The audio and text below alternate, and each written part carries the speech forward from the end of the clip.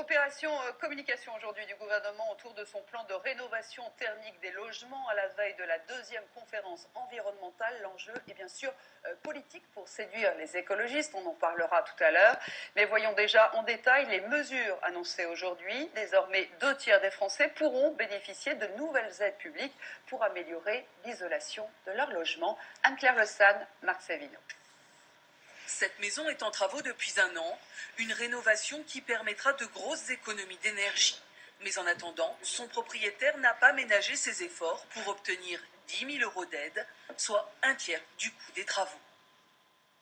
C'est assez fastidieux, ce sont des aides de la région ou alors des prêts bonifiés par l'État, mais c'est des choses qui sont quand même, ça demande du temps.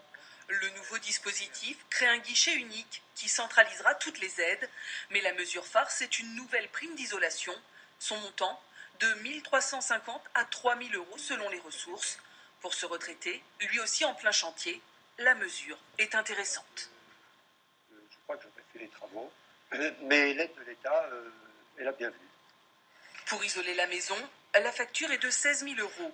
Selon l'entrepreneur, le montant de la prime est trop faible pour être incitatif. À mon sens, ça va être un peu léger. Voilà. Par rapport au budget global, s'il faut investir sur un pavillon ordinaire, d'une taille ordinaire, 20 000 €, 20 à 25 000 €, 1 250 €, ça représente quoi ?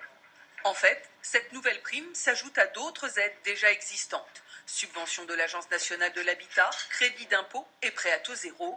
Autant de mesures censées permettre, y compris aux plus précaires, de faire des travaux. On touche 2/3 des Français, mais près de la moitié des Français pourront bénéficier notamment des aides de l'ANA et cumuler ces plusieurs milliers d'euros.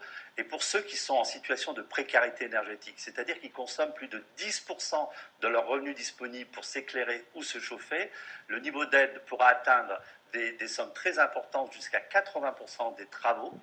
16 millions de foyers pourraient ainsi isoler leur logement à moindre frais.